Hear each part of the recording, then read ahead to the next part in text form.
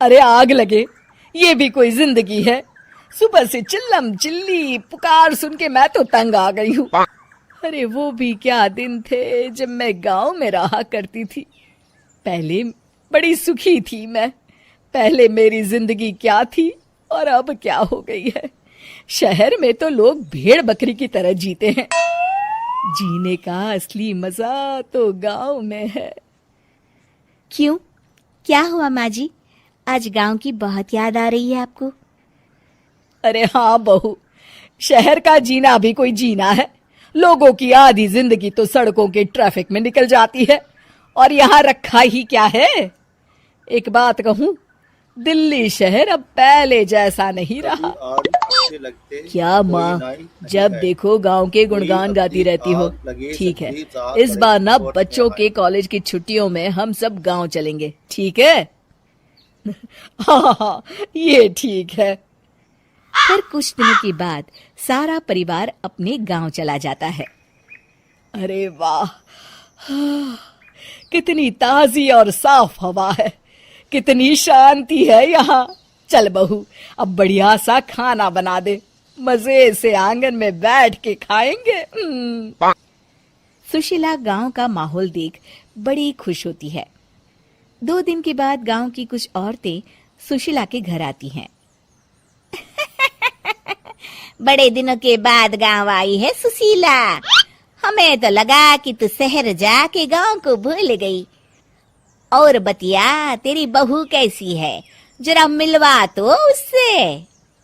अरे मेरी बहू तो लाखों में एक है।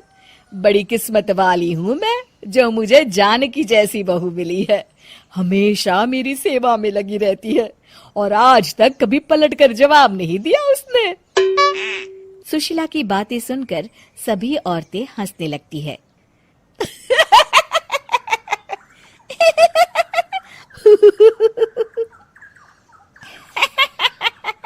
अरे कुछ भी बोले जा रही है।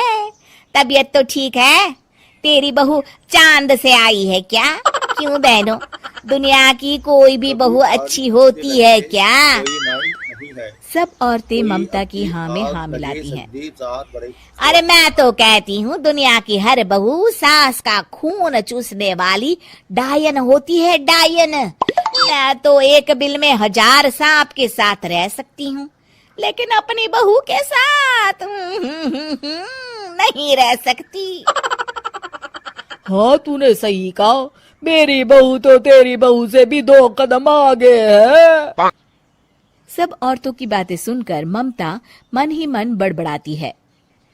अरे ये गांव सुधर गया, लेकिन औरतें नहीं सुधरी। अगर थोड़ी देर और इनकी बेवकूफी भरी बातें सुनूंगी तो मैं सच में पागल हो जाऊंगी। फिर सुशीला उन औरतों को घर से दफा कर देती है और राहत की सांस लेती है। अरे बहू, जरा बाम लाके मेरे सर पर तो लगा दे। उन औरतों की फालतू बातें सुनकर मेरा सर चकरा गया है। इस गांव की औरतों का तो भगवान ही मालिक है। फिर अगले दिन सुशीला की सास उससे कहती है, अरे बहू, तू यहाँ क्या आराम फरमाने आई है? आखिर ये तेरा ससुराल है। चल चल, घर के कामों में हाथ बटा। शहर में कुछ काम धाम तो करती नहीं है।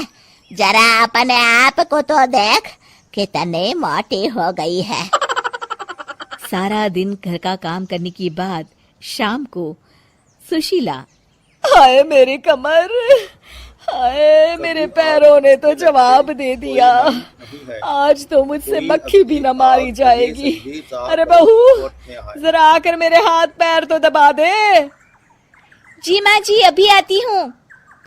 तभी सुशीला की सास जानकी को रोकते हुए कहती है, अरे रुक जा बहू, एक दिन काम करके इसको इसकी नानी याद आ गई।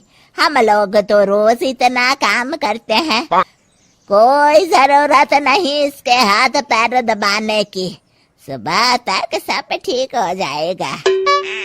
सुशीला अपनी सास की बातें सुनकर हैरान रह जाती है। इस तरह धीरे धीरे गांव आने के बाद सुशीला की परेशानी शुरू हो जाती है। फिर एक दिन अरे आज तो मैं कपिल शर्मा देखूंगी क्योंकि आज संडे है। सुशीला जैसे ही टीवी ऑन करती है तभी बिजली कट जाती है। अरे सत्यानाश, इस बिजली को भी अभी जाना था। इतने दिनों से मैं टीवी सीरियल देख नहीं पाई। हमारा देश इतनी तरक्की कर रहा है, अरे पता नहीं ये गांव कब सुधरेगा।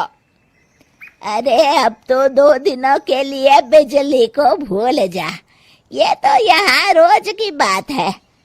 अब इस अंधेरे में रहने की आदत डाल ले। हाँ।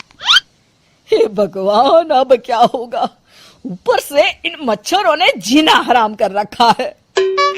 दूसरी तरफ घर के काम कर करके और बिना किसी सुविधा के सुशीला तंग आ जाती है और उसे शहरी जीवन याद आने लगता है। क्यों माँ, मजा आ रहा है ना?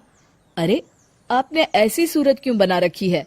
मुस्कुराइए, अब हम गांव में हैं। मोहन के साथ जानकी भी अपनी सास की खिंचाई करती है। हाँ हाँ माँ जी, आप ही तो यहाँ की बड़ी तारीफ कर रही थी। फिर अभी तो कुछ ही दिन बीते हैं, वैसे भी अब तो आप यहीं रहने वाली है ना? अरे नहीं नहीं बहू, मैं एक दिन और यहाँ रुकी तो मर जाऊंगी। मुझे शहर ले चलो। नहीं है कोई अवधि आग लगे सदी 4 बड़े खोट ने आया।